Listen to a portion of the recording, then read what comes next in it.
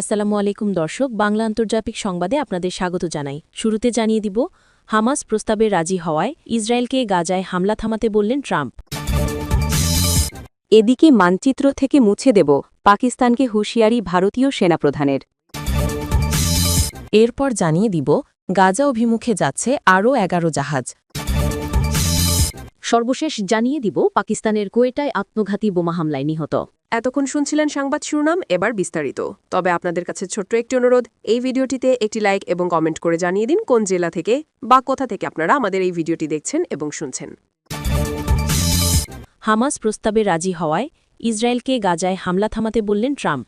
যুক্তরাষ্ট্রের শান্তি পরিকল্পনা প্রস্তাবে হামাসের আংশিক রাজি হওয়ার সিদ্ধান্তকে স্বাগত জানিয়েছেন মার্কিন প্রেসিডেন্ট ডোনাল্ড ট্রাম্প।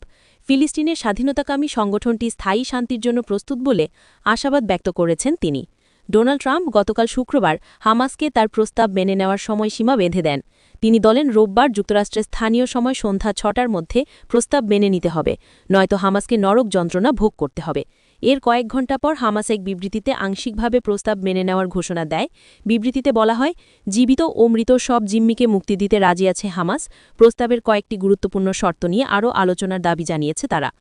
হামাসের এই ঘোষণার পর ডোনাল্ড ট্রাম্প তার সামাজিক যোগাযোগ মাধ্যম ট্রুথ সোশ্যালে দেওয়া এক পোস্টে লিখেছেন, হামাসের সদ্য প্রকাশিত বিবৃতির ভিত্তিতে আমি বিশ্বাস করি তারা স্থায়ী শান্তির জন্য প্রস্তুত।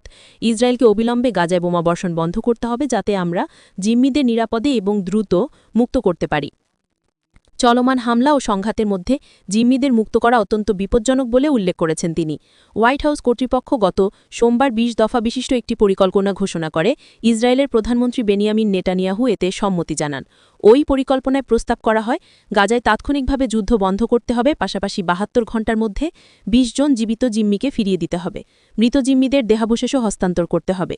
বিনিময়ে ইসরায়েলের হাতে আটক গাজার শত শত বাসিন্দাকে ছেড়ে দেওয়া হবে।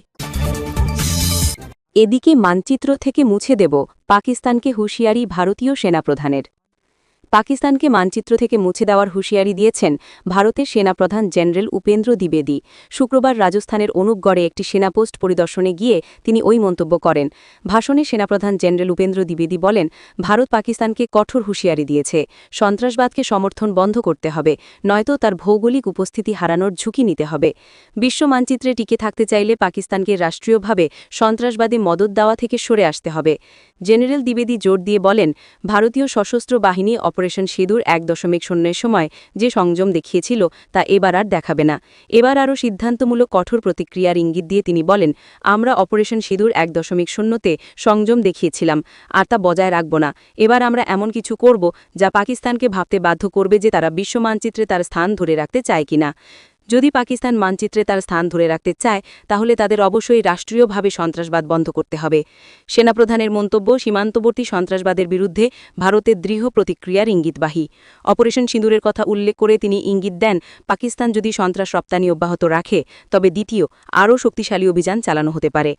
জেনারেল দ্বিবেদীর এই সতর্কবার্তা একটি স্পষ্ট ভূরাজনৈতিক বার্তাও পাঠায়। তিনি বোঝাতে চাচ্ছেন, সন্ত্রাসবাদে পাকিস্তান সম্পৃক্ত, এর ভুক্তভোগী ভারত। এরপর জানিয়ে দিব, গাজা অভিমুখে যাচ্ছে আরও 11 জাহাজ। প্রথম দফায় গাজা অভিমুখে যাওয়া জাহাজগুলো আটকে দিয়েছে ইসরায়েল। দখলদাররা দাবি করছে, এ যাত্রায় অবরোধ ভাঙার স্বপ্ন শেষ ফ্রিডম ফ্লোটিলার, কিন্তু আন্তর্জাতিক সংস্থাটি এখনও হাল ছাড়েনি। আন্তর্জাতিক সংস্থার ফ্রিডম ফ্লোটিলা কোয়ালিশন বা এফএফসি বৃহস্পতিবার জানিয়েছে, বছরের পর বছর ধরে ইসরায়েলি অবরোধের বিরুদ্ধে লড়াই করার জন্য আরও 11টি জাহাজ গাজা উপত্যকার দিকে যাত্রা করছে। খবর আনাদোলু এজেন্সির এক বিবৃতিতে এফএফসি জানিয়েছে, 25 সেপ্টেম্বর ইতালির ওট্রান্টো থেকে ইতালীয় এবং ফরাসি পতাকাবাহী দুটি নৌকা ছেড়েছিল। 30 সেপ্টেম্বর জাহাজ কনসাইন্স তাদের সাথে যোগ দিয়েছে। এরা সহ 11টি জাহাজ খুব শিগগির গাজার জলসীমায় প্রবেশ করবে।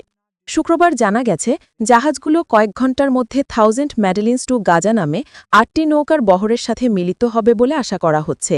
এরপর একসাথে দুটি দল গাজার দিকে যাওয়ার জন্য 11টি জাহাজের সমন্বিত একটি বহর গঠন করবে। জোটের মতে নৌকাগুলোতে প্রায় 100 জন অধিকার কর্মী রয়েছেন। তারা আটক হওয়ার আগ পর্যন্ত লড়াই চালিয়ে যাবেন।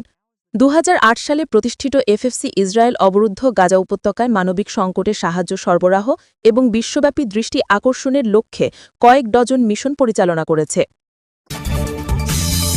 সর্বশেষ জানিয়ে দিব পাকিস্তানের কোয়েটায় আত্মঘাতী বোমা হামলায় নিহত পাকিস্তানের বেলুচিস্তান প্রদেশের রাজধানী কোয়েটায় ফ্রন্টিয়ার কর্পসের এফসির আঞ্চলিক সদর দপ্তরের সামনে ভয়াবহ গাড়িবোমা বিস্ফোরণে অন্তত ১০ জন নিহত হয়েছেন এ ঘটনায় আহত হয়েছেন আরও ৩০ জনের বেশি মঙ্গলবার স্থানীয় সময় কোয়েটার জরগুন রোড এলাকায় এ বিস্ফোরণের পরপরই ভারী গোলাগুলি শুরু হয় নিহতদের মধ্যে ২ জন আইনশৃঙ্খলা বাহিনীর সদস্য এবং বাকিরা সাধারণ নাগরিক বলে জানিয়েছেন প্রাদেশিক স্বাস্থ্যমন্ত্রী বখত মোহাম্মদ কাক্কার সিসিটিভি ফুটেজে দেখা গেছে একটি গাড়ি এফসির সদর দপ্তরের দিকে ঘুরতেই মুহূর্তের মধ্যে ভয়াবহ বিস্ফোরণ ঘটে স্থানীয় কর্তৃপক্ষ জানিয়েছে এটি আত্মঘাতী হামলা ছিল এবং অভিযানে একাধিক হামলাকারী নিহত হয়েছে পাকিস্তানের প্রেসিডেন্ট আসিফ আলী জারদারি এই হামলার নিন্দা জানিয়ে বলেছেন ভ্রান্ত পথে পরিচালিত জঙ্গিরা ভারতের ইশারায় এই হামলা চালিয়েছে তবে তিনি এ বিষয়ে বিস্তারিত জানাননি এ অভিযোগে ভারতের পক্ষ থেকে এখনও কোনো প্রতিক্রিয়া আসেনি এই হামলার দায় এখনও কোনো গোষ্ঠী স্বীকার করেনি দর্শক, সম্পূর্ণ ভিডিওটি দেখলেন, আশা করি বিষয়টি বুঝতে পেরেছেন। এই নিয়ে আপনার গুরুত্বপূর্ণ মন্তব্যটি অবশ্যই কমেন্ট বক্সে জানিয়ে দিবেন। ধন্যবাদ।